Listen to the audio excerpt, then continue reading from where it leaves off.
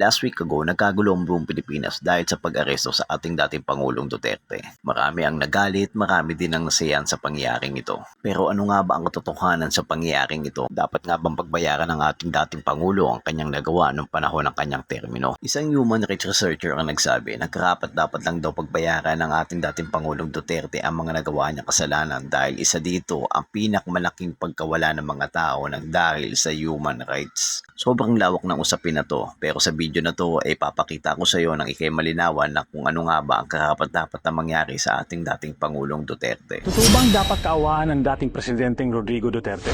Maawa ka ba sa taong libo-libo ang Nasabi natin palagi na dapat maawa tayo sa mga matatanda. Pero itong Rodrigo Duterte nito ay may pakana sa pinakamalalang human rights catastrophe sa Pilipinas. Anong ibig sabihin nito? Ito ang pinakamalalang mga human rights violations sa history ng ating bansa. More than 30,000 ang nawala ng buhay dahil sa kanyang drug war. Hindi pa kasama dyan yung napakaraming na torture sa loob ng kulungan.